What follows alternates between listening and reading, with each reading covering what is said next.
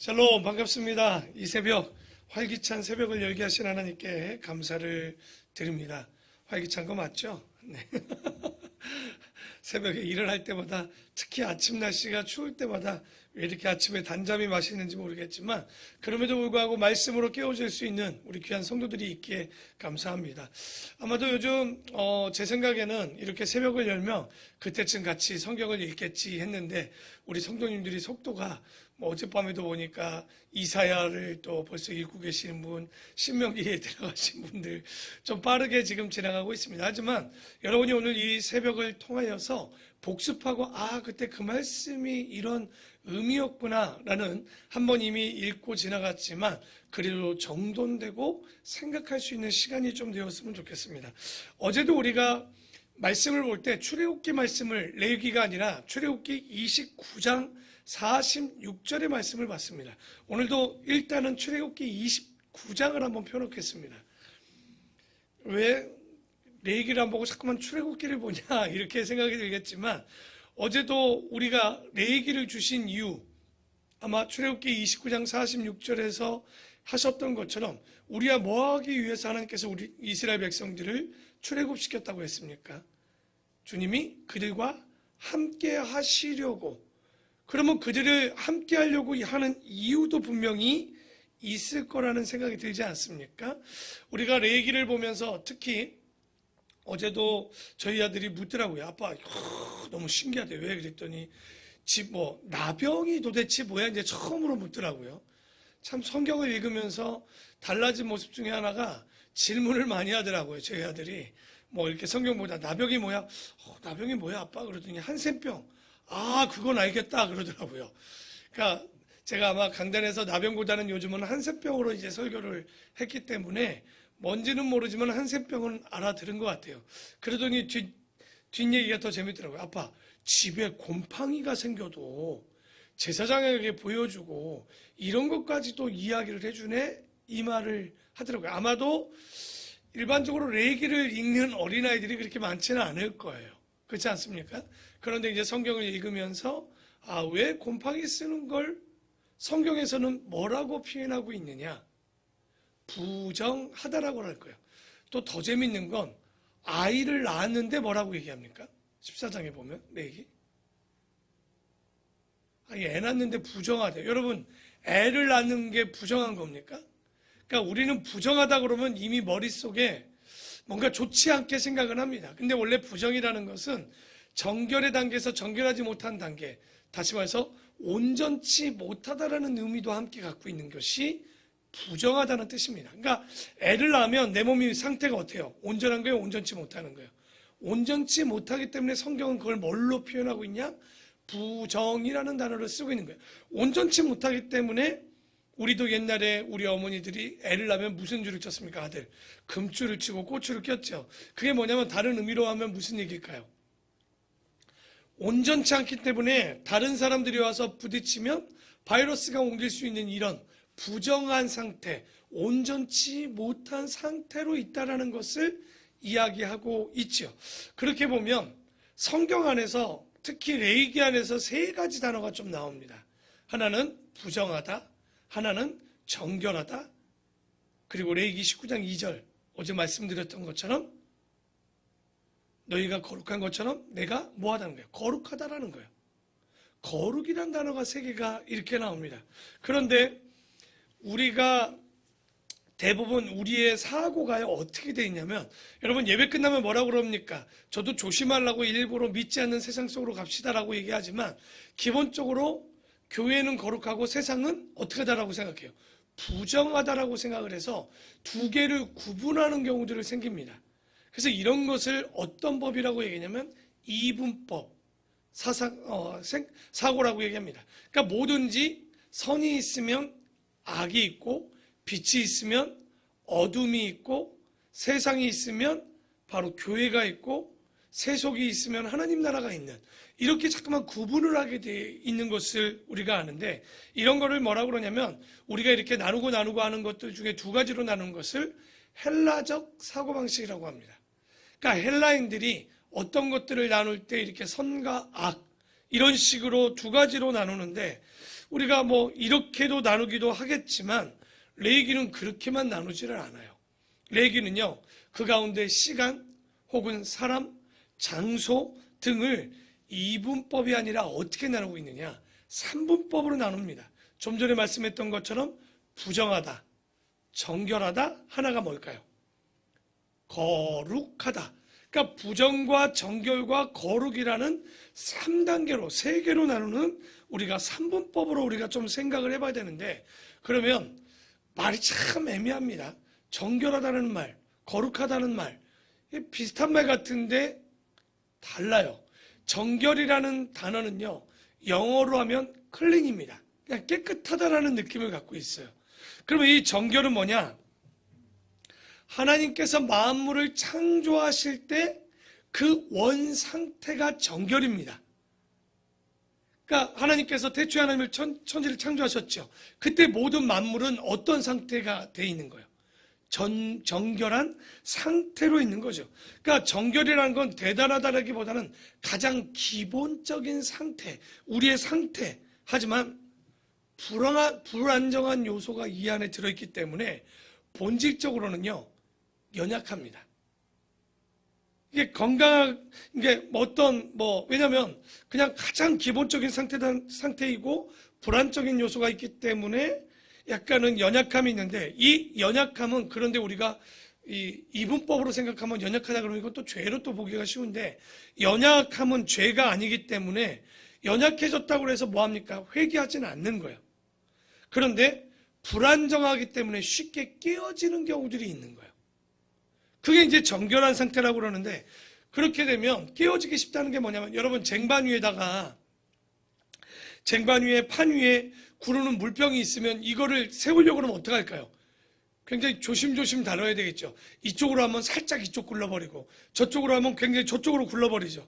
그래서 정결이라는 상태를 유지하기 위해선 굉장히 적극적으로, 의도적으로 노력이 필수적입니다. 다시 말해, 그냥 두면 정결한 상태가 되지를 못해요. 그러니까 정결하기 위해서는 어떠한 노력과 어떠한 적극성이 좀 필요한데, 그러면 인간인 우리도 정결한 상태로 있는 것이 머물러 있으면 간단합니다. 불안정한 거예요. 여러분, 왜 마음에 평안함이 없으신 줄 압니까? 왜 만족이 없고 왜 이 불안이 우리의 마음에 있느냐? 곧 그 얘기는 우리의 상태가 거룩이 아니라 어떤 상태로 있는 거예요? 정결한 상태는 있는데 거룩하지는 못한 거예요. 그러니까 항상 불안할 수밖에 없는 거죠. 그래서 우리가 신앙 상태가, 목표가 정결한 상태로 목표가 되면 우린 불안과 이 염려를 떨쳐버릴 수가 없습니다. 그러면 결론적으로는 여러분, 정결은 불안정하기 때문에, 연약하기 때문에 범죄하기 쉽게 가는 길에 서 있죠. 그런 걸 어떤 이유에서든지 정결하지 못한 상태를 뭐라고 부르냐? 뭐라고 부르겠습니까? 세 가지 얘기했잖아요. 정결이 가운데 있고 거룩이 있어요. 그러면 어떤 상태를 얘기하죠? 부정. 그걸 영어로 하면 unclean이라고 얘기합니다. 그러니까 부정한 상태를 이야기를 하고 있는데, 여러분, 우리가 성경을 배우거나 신학에 배우면 이런 얘기를 해요. 하나님의 성품을 얘기할 때 두 가지로 얘기합니다. 하나는 공유적인 속성을 얘기하고 하나는 비공유적인 속성을 얘기해요. 공유한다 보니까 간단합니다. 어렵지 않습니다. 하나님도 갖고 있고 나도 갖고 있는 성품을 무슨 성품이겠어요? 공유적 성품. 뭐가 있을까요? 인내, 절제, 우리가 사랑, 온유. 성경의 9가지 열매 보면 이거는 하나님도 갖고 있지만 우리도 갖고 있을 수 있는 속성. 이런 걸 공유적 속성이라고 그래요. 그런데 하나님만 갖고 있는 속성이 있습니다. 그게 뭘까요? 전능하심, 시간을 초월하시고, 그쵸? 장소를 초월하심. 그리고 또 뭐가 있을까요? 거룩함. 거룩함은 원래 사람은 거룩할 수가 없습니다. 그러니까 거룩은요, 사람이 노력해서 도달할 수 없고 하나님만 소유한 성품을 뭐라고 얘기하냐? 거룩이라는 거예요. 그러니까 하나님을 제외한 어떠한 피조물에서도 발견할 수가 없습니다. 그리고 노력한다고 윤리적으로, 도덕적으로 깨끗하다고 도달할 수 있는 것이 거룩함이 아니에요. 그런데 또 이게 참 웃기죠. 그런데 하나님께서는 레위기에서 5번이나 뭐라고 하냐면 내가 거룩하니 너희도 뭐 하라고요? 뭔가 모순 아닙니까? 거룩은 하나님만 갖고 있는 속성인데도 불구하고 내가 거룩하니까 너희도 거룩하라고 얘기하면 어떻게 거룩하실 수 있어요? 우리는 노력해봐야 정결할 수 있는 원래 상태를 지키는 거는 가능한데 여기서 거룩의 단계까지는 갈 수 없는데 왜 우리에게 그것을 요구하고 계실까? 그렇죠. 잘 모르겠죠. 자, 어제 보았던 29장 46절을 보고 다시 한번 이야기를 연결해 가보죠. 출애굽기 29장 46절입니다. 읽어봅시다. 시작. 그들은 내가 그들의 하나님 여호와로서 그들 중에 거하려고 그들을 애굽 땅에서 인도하여 낸 줄을 알리라. 나는 그들의 하나님 여호와이니라. 여기 보니까 하나님께서 이스라엘 백성들을 이집트에서 건져내신 이유가 있죠. 바로 그들 가운데 뭐 하고 싶어 하셨어요? 46절 초반에 그들 중에 거하시려고. 그런데 여러분, 하나님이 이스라엘 백성들에게 거한다? 자, 이런 단계가 있는 거예요. 거룩하신 하나님은요, 정결한 이스라엘 백성 사이에 거할 수 있습니다. 정결한 이스라엘 백성들은요, 거룩한 하나님을 만날 수 있습니다. 그런데 거룩하신 하나님은요, 부정한 이스라엘 백성 사이에는 거할 수가 없습니다. 부정한 이스라엘 백성들은요, 거룩하신 하나님을 뭐 할 수 없는 거예요? 만날 수가 없어요. 왜? 그 앞에 나가면 어떻게 되기 때문에? 죽었죠. 출애굽기 때 보면 하나님 앞에 서는 것 자체를 두려워한 이유가 죄 있는 자들은 어떻게 되는 거예요? 죽는 거예요. 왜? 그들의 상태가 뭐 하지 못하기 때문에. 거룩 이전에 뭐 하지 못하는 거예요? 온전치 못한 정결의 상태가 돼 있지 않는 거예요. 원 상태도 조차도 되어 있지 않는 거예요. 그래서 구약에 있어서 하나님의 임재를 구하는 기도는요, 뭐와 똑같냐면 목숨을 내놓고 기도하는 것과 같은 거예요. 그런데 우리의 문제는 뭘까요? 우린 겁이 없어요. 죄를 져도 하나님을 원하고, 그게 이제 예수 그리스도 때문에 우리가 그게 가능해졌지만, 그렇다고 해서 죄를 너무 두려워하지 않는 것, 죄 짓는 걸 너무 두려워하지 않는 것이 우리가 이 시대의 가장 큰 문제인 거죠. 그걸 뭐라고 합니까? 죄의 무뎌짐, 무감각. 이 시대가 죄를 지고도 우리는 어떻습니까? 굉장히 무감각한 상태로 있는 거죠. 그러면 자 봅시다. 거룩이란 단계는 우리가 다다를 수가 없는 거고, 이건 누구만 갖고 있는 속성이라고 얘기했습니까? 하나님만이 갖고 있는 속성이라고 이야기를 해줬어요. 그러면 방법이 있어야 되잖아요. 일단은 정결해서 거룩은 뭐 둘째치고 적어도 부정해진 사람이 거룩해질 수 있는 방법이 필요합니다. 그게 뭘까요?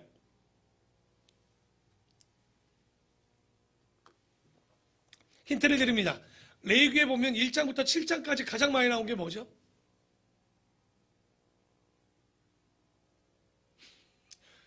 읽고 지나가 복습하는 거잖아요. 그렇죠? 1장부터 7장까지 보는 건 제사입니다.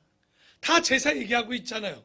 실제 제사를 담당하는 위임식도 8, 9장 얘기하고, 거룩한 성막 안에서 드려지는 거룩한 불에 대한 이야기도 계속 이야기를 하고 있단 말이야. 그러면 만약입니다. 우리가 하나님이에요. 그런데 사람들이 연약해서 정결의 단계가 되지 못하고 어떠한 이유에서든지 부정한 단계가 됐어요. 그러면 그들에게 다시 정결한 기회를 여러분 같으면 줄 수 있다면 주시겠어요? 안 주겠어요? 여러분이 만약 하나님이라면 부정해진 인간들에게 당연히 주겠죠. 하나님도 당연히 우리에게, 부정한 우리에게 정결할 수 있는 방법을 주신 게요. 그게 뭐냐? 바로 제사입니다. 그러니까 우리가 제사법을 볼 때, 뭔 놈의 이 제사를 이렇게 주나라고 지금 생각을 하지만, 이건 바로 이스라엘 백성들이 부정한 단계에서 정결한 단계로 뛰어넘을 수 있는 방법을 준 거예요. 다시 말해, 제사의 목적은 부정한 사람이 원래인 상태인 정결한 상태로 돌아갈 수 있도록 하는 것이 뭐다? 제사다. 그런데 여기서 하나를 알고 가야 돼요. 그러나 제사로서 부정한 사람이 정결하게 될 수는 있지만 뭐는 안 될까요? 그 다음 단계. 거룩은 되는 게 아니에요. 그러니까 우리가 여기서 뭔가 예배의 장소에 있다고 해서 거룩할 거라고 생각을 하는데 그럴 수는 없습니다. 거기에는 뭔가 한 요소가 더 들어가 있어야 되는 거예요. 그러니까 우리가 예배를 드리면 전의 단계로 원래의 상태까지는 올 수 있어요. 정결의 단계로 올 수 있죠. 그러니까 제사를 드리고 율법적으로 살고 11조를 드리고 이렇게 하는 것은 이런 종교적인 행위로는 정결의 단계로 가지만 어디의 단계까지 갈 수가 없다? 그렇죠. 거룩의 단계까지는 갈 수가 없는 거예요. 그저 이런 의식을 통해서는, 제사를 통해서는 최고의 경제는 그저 정결의 단계에서 끝나게 됩니다. 그러므로 제사는 뭐가 되어서는 안 되냐? 절대 목적이 아니라 부정한 사람이 원래 상태로 돌아갈 수 있는 수단이 돼야 되는 거예요. 방법은 될 수 있는데 목적이 될 수 없어요. 그래서 제사가 수단이 아니라 목적이 되는 순간 어떤 일이 벌어지냐? 여러분 그런 거잖아요. 우리가 율법을 지켜서 거룩해진다? 이렇게 생각하는 게 율법주의입니다. 제사를 지키는 형식에 있어서 우리가 거룩해질 수 있다? 율법주의인 거예요. 왜? 그건 율법이 목적이 잘못된 거예요. 율법의 목적은 우리가 말라기 2장 4, 5절에 했죠. 여호와를 경외함으로 되어 있는 거지 절대 우리가 이것을 통해서 거룩해질 수 있는 건 아니에요. 그 단계로는. 그래서 그런 것들이 있는데 문제는 여기에 자 봅시다. 한번 풀어볼게요. 레위기에 보면 사람이 부정해지는 길이 두 가지가 있습니다. 부정해지는 그 이유가 두 가지가 나오는데 하나는 왜 부정해질까요? 죄를 범하기 때문에. 그리고 두 번째로는 뭐냐면 인간의 연약함과 부지 중에 지은 것 때문에, 행동 때문에 사람이 부정해지는 경우들이 있습니다. 그런데 죄 있잖아요. 성경에서 보면 죄로 말미암아 부정하게 된 것은 뭘 통해서 원래 상태로 돌립니까? 그러면 제사를 통해서는 원래 상태로 돌아갈 수 있어요. 정결의 단계까지는. 그렇죠? 그러나 연약함이나 부지 중에 실수로 지은 것들에 대해서 부정해진 것은요, 이거는 제사를 드려서 되는 게 아니라 의식이라는 게 뭐냐면 어떤 의식을 치른다 이런 얘기를 하죠. 어떤 행사를 치르는 격식을 얘기하는 게 뭐냐면 나도 모르는데 몸에 곰팡이가 쓴 정들이 있어요. 그럼 어떻게 됩니까? 제사를 드립니까? 아니죠. 제사장이 뭐라 그래요? 사람들하고 띄어져서 있어서 자기의 상처를 계속 확인하게 하죠. 그래서 깨끗해지면 누구 앞에 가서 보여주는 거예요. 이건 제사예요? 의식이에요? 의식인 거예요. 그러니까 이게 두 가지로 나눠지는 거예요. 다 모든 걸 정결해지는 게 제사의 방법만 쓰는 게 아니라 의식을 통해서 정결해지는 방법도 있는 거예요. 그게 좀 전에 얘기했던 우리의 몸이 약해져서 연약함 때문에. 그렇죠? 애를 낳았다고 해서 여러분 제사를 드립니까? 그게 아니죠. 그들에게 뭐 하는 거예요? 바로 의식을 하잖아요. 남자아이를 낳으면 33일, 여자아이를 낳으면 66일을 떨어져 있도록 의식을 치른 이후에 건강함을 찾고 나서 돌아오게 하는 거. 그러니까 그게 바로 아까 얘기했지만 부정함을 죄로만 보면 문제가 그렇게 되는 거예요. 근데 부정함은 죄도 있지만 그 가운데 뭐예요? 연약함도 있는 거예요. 온전치 못한 것도 갖고 있기 때문에 반드시 제사로만 회복하는 게 아니라 의식을 통해서, 격식을 통해서 우리가 정결의 단계도 될 수 있다. 이 정도는 알고 있어야 돼요. 그러면 여기까지 우리가 보면서 뭘 좀 봐야 되냐면 부정, 기억하십시오. 부정과 그 다음 뭐라고 그랬죠? 정결, 그리고 거룩의 세 단계가 있단 말이에요. 이게 상관관계가 있어요. 이것도 구약의 상관관계도 있지만 부정, 정결, 거룩의 상관관계를 보면 정결은요 원래의 상태잖아요. 절대 다른 것에 영향을 주지 못합니다. 그러면 영향은 주지 못하는데 또 특이한 건 영향은 받아요. 정결의 단계는. 그런데 거룩과 여기서 얘기하는 부정은요 언제나 다른 것에 영향을 줍니다. 예를 들어서 정결한 사람이 부정한 사람을 만나면 어떻게 될까요? 그 상태라면 부정해지게 돼 있는 거예요. 그러니까 정결해. 우리 성경에서 보면 그래서 그렇죠. 죄 짓지 않는 게 문제가 아니에요. 선을 행하지 않으면 우리는 죄가 오는 거예요. 그러니까 우리가 선을 행한다는 얘기는 그냥 상태는 정결 상태인 거예요. 정결 상태는 죄가 오면 그냥 무너지는 거예요. 선을 행하는 상태는 거룩한 상태를 얘기할 거예요. 그러면 부정이 와도 변하지 않는 거예요. 그러니까 여기서 뭐 얘기하는 건 거룩이 근데 놀라운 건 정결을 만나면 어떻게 되는 거예요? 정결을 거룩으로 끌어올릴 수가 있는 거예요. 그런데 여기서 무서운 건 또 부정을 만나면 거룩이 부정을 만나면 어떻게 됩니까? 부정을 깨뜨려 버릴 수 있는 거예요.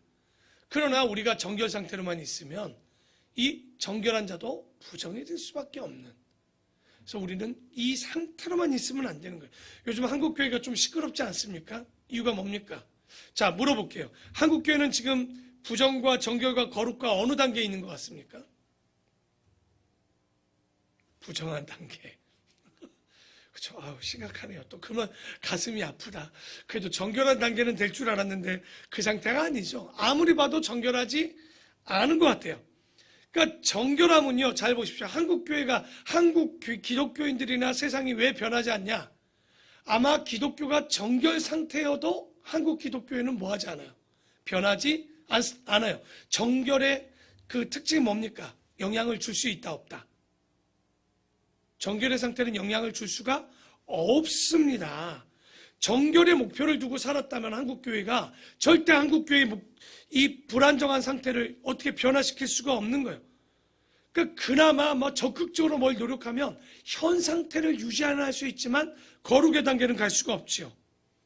그렇게 생각을 하면 정결 정도의 수준의 한국교회라면 절대 한국을 변화시킬 수가 없는데 놀라운 건 한국 기독교회가 지금 한국을 변화시키고 있어요.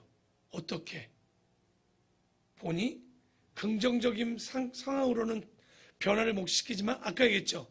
부정함이 오면 정결함이 어떻게 변한다고 그랬죠? 부정함으로 변화시키는. 오히려 미안한데 이게 뭐냐면 한국교회가 거룩함을 잃어버리니까 오히려 정결한 거를 뛰어넘어 부정함으로 지금 가고 있다는 거예요. 그러니까 정결함은 영향만 받는 거지 영향을 줄 수 없다고 그랬습니다. 그런데 지금 한국교회는 영향을 줘야 되는데 엉뚱하게 영향을 주고 있는 거예요. 부정한 영향을 주고 있는 거예요. 왜 그럽니까? 우리가 뭐하기 못하기 때문에. 정결을 뛰어넘지 못하고 거룩하지 못하기 때문에 이런 일이 벌어지는 거예요. 우리는 그러기 때문에 뭐 해야 됩니까? 그리스도인 교회나 마찬가지로 거룩해야 되는 거예요. 거룩은 뭡니까? 거룩은 빛이고 생명과 같다라고 얘기합니다.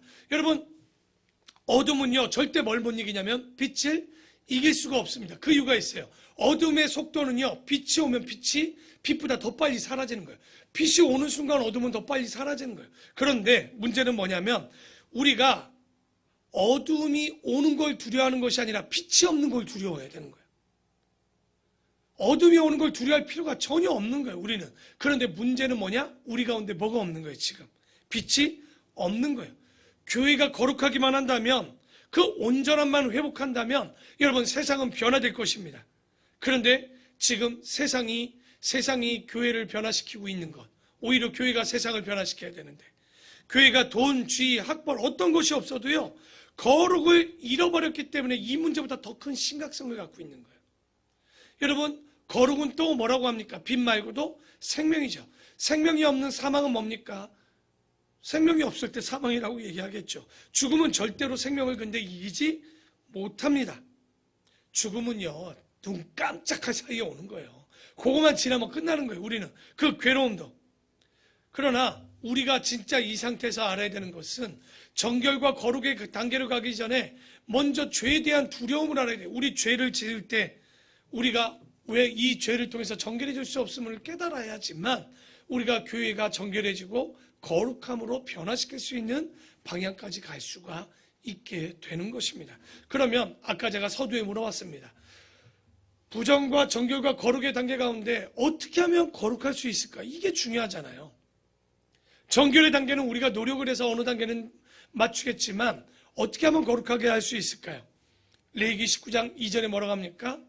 내가 거룩하니 너희도 거룩하라라고 얘기합니다. 그런데 문제는 뭐냐면 레위기에는 거룩하는 방법을 가르쳐주고 있지 않습니다. 거룩하라라고 말씀을 해주셨는데 어떻게 거룩하라고 얘기를 안 하고 있는 거예요. 그런데 이 레위기는 어디서 받은 거죠? 시내산에 받았죠. 출애굽기는 어떤 책이라고 그랬죠? 레위기를 받기까지의 과정을 써놨죠. 그러면 이 레위기와 떨어져서 생각할 수가 없어요. 출애굽기 29장 다시 한번 봅시다.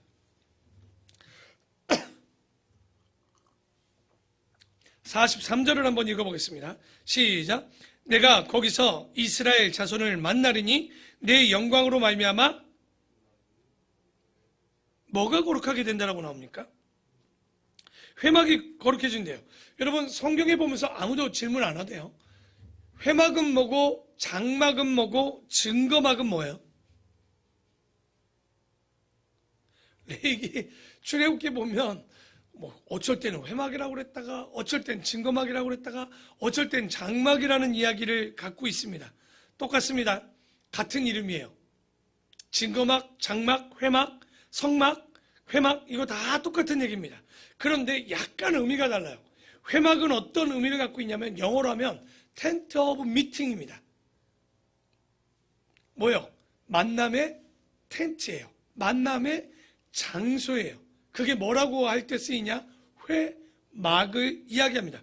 그러면 여러분 회막 자체가 거룩할 수는 천막이 거룩합니까 여러분? 아니죠. 거룩할 수는 없는 거예요.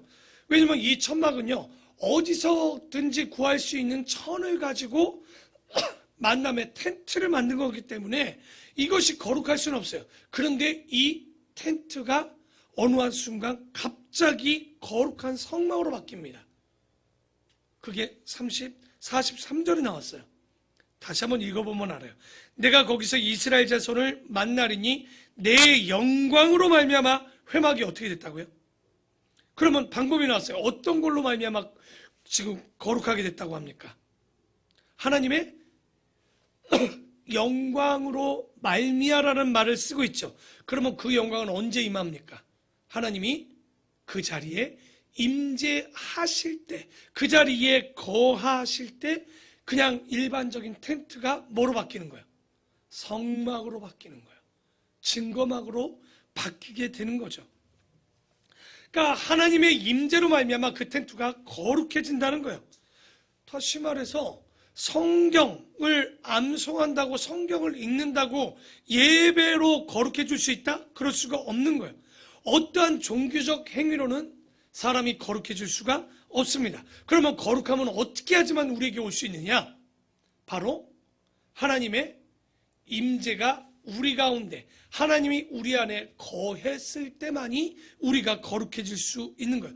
여러분 출애굽기 때 여러분 보셨습니까? 미디안 광야에서 모세가 하나님을 만나는 장면에서 모세를 만났을 때 뭐라고 합니까? 제일 먼저 내 신을 신으라 벗으라. 왜? 이 땅은 어떤 땅이라고 얘기하십니까? 근데 그 말을 제대로 보면 그 말이 안 맞는 말이에요. 미디안 땅은 한 번도 예배드리지 않은 땅이었어요. 그 땅인데 하나님께서 이 땅은 거룩하니 내 신을 벗으라고 합니다. 그 이유가 뭘까요? 그 거룩하지 않는 땅에 누가 임재하셨죠? 하나님이 임재했기 때문에 그 순간 그 땅은 어떤 땅으로 변하는 거예요. 거룩한 땅이니 모세에게 네가 이 거룩한 땅에서 내 신을 벗으라는 이야기를 하고 계시는 거예요. 그 땅이 대단한 게 아니라 그 땅에 누가 임했기 때문에 이런 역사가 있냐? 하나님이 거하셨기 때문에 가능하다는 거예요. 그래서 여러분 우리 인생을 살면서 우리가 죄인 아닙니까? 죄인인데도 불구하고 우리가 구원을 받는 건 우리가 어떻게 용서받습니까? 죄의 삭신 사망인데. 그런데 우리 안에 누가 거하시면? 하나님, 바로 예수 그리스도가 우리 안에 거하시면 우리는 의롭다 칭함을 받게 되는 거예요. 순식간에. 그게 여러분의 예배로 가능했던 겁니까? 여러분이 기도로 가능해졌던 겁니까? 아니면 여러분이 헌금 생활로 가능해진 겁니까? 아니죠. 그건 다 그 이후의 문제입니다. 바로 여기에 보면 순식간에 주님이 임하시면 우리는 거룩해질 수 있는 거예요. 그런데 이 거룩을 우리는 뭐라고 또 얘기합니까? 거룩하다, 성결하다. 또 하나 무슨 단어를 써요?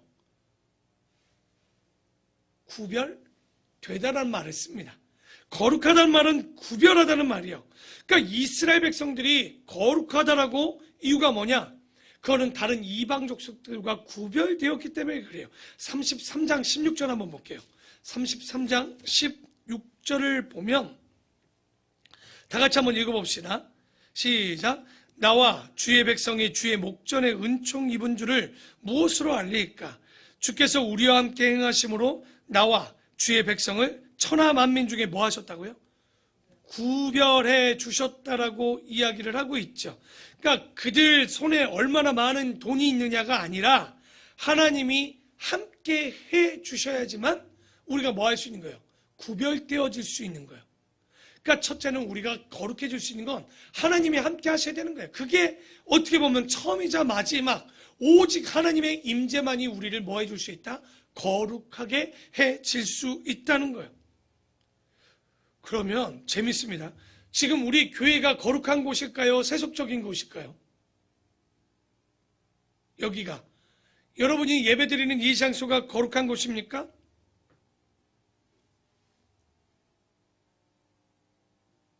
성전이니까 거룩할 거라고 생각하죠? 아니요, 틀렸습니다. 하나님의 임재가 없으면 여기는 거룩하지 않습니다.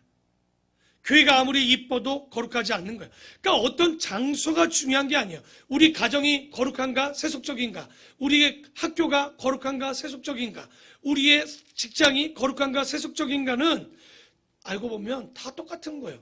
그럼 뭐가 다르냐? 우리의 예배와 삶이 정말 하나 되었을 때, 그러니까 분리가 되면 그곳은 다 세속적인 거예요. 예배라는 게 뭡니까? 하나님이 임재하는 그 곳이 바로 어떠한 곳이에요? 거룩한 곳이 되는 거죠. 거룩을 보장하는 것은 장소가 아니고 타이틀이 아닙니다. 거룩을 보장하는 것은 하나님의 임재만이 가능한 거예요. 그러면 자, 또 하나 묻습니다. 목사는 거룩한가요? 세속적인가요? 안수 집사는 거룩한가요? 세속적인가요? 똑같은 말이겠죠. 우리가 목사라는 직분이 중요한 것이 아니고 직위가 중요한 것이 아니라 하나님의 임재가 우리 안에 있느냐 없느냐가 중요한 거예요. 그러니까 거룩함은 특정한 직업이 아니에요. 목사니까 거룩해야지. 왜 목사들이 지금 그난립니까? 세상 속에서 손가락질 받는 그 지적질 당하는 목사들이 왜 그럴까요? 목사라는 직분의 문제가 아니에요. 그들이 누구와 함께하지 않는 게 문제인 거예요. 하나님과 함께하지 않으면 그 거룩함을 드러낼 수가 없는 거예요. 그러면 결론 마칩니다. 어떻게 하면 이 땅을 거룩하게 바뀔 수 있고 어떻게 하면 그 사람을 거룩하게 만들 수 있을까요? 뭐만 있으면 되죠? 하나님의 임재가 있으면 되는 거예요. 그러니까 여러분이 여러분의 가정에 교회로 만드는 방법, 거룩한 곳을 만드는 건 여러분의 가정에 누가 임하시면 되는 거예요. 하나님이 임하시는 가정이 되는 거예요. 그러면 하나님이 드러날 수가 있는 거죠. 그러나 다시 한번 결론적으로 인간의 노력으로 뭐 해줄 수 없어요? 거룩해질 수 없습니다. 하나님의 임재가 있을 수 있는 장소를 만들어가는 것만이 우리의 최선인 거예요. 우리가 어떠한 예배를 드리고 기도한다고 그것만 한다고 그 자리가 하나님의 임재가 있는 것이 아니라 거룩함을 사모하는 그 마음, 그 사모는 뭐냐? 거룩함을 사모하는 사람의 특징은 죄를 두려워할 줄 알고 죄를 미워할 줄 아는 거예요. 근데 요즘 보면 죄와 하나님이 함께 거하는 일들이 있는 이런 거죠. 그래서 우리가 실수는 한 번은 할 수 있지만 죄가 임박히면 절대 답이 없는 거예요. 한국교회가 지금 이 세상을 변화시키지 못하는 건 정결의 단계도 되지 못하고 더 나아가 거룩은 가까이 가지도 못하고 있다는 거예요. 그리스도인들이 이 세상을 변화시키지 못하는 건 이 그리스도인들이 정결의 단계도 뛰어넘지 못하고 거룩의 단계로 가지를 못하고 있는 거예요. 오늘 이 말씀을 정리하면서 이제 우리가 레위기 내일 1장부터 10장 그 다음날 우리가 이제 12장부터 마지막까지 보겠지만 여러분 잘 보시면 이 모든 것들이 우리가 정결의 단계를 끌어주고 그리고 그 단계를 넘어 하나님 사랑, 이웃 사랑까지 갈 수 있는 거룩한 사람. 왜? 그들에게 영향을 안 주는 걸 뛰어넘어 뭐 하는 단계까지 가야 되는 거예요?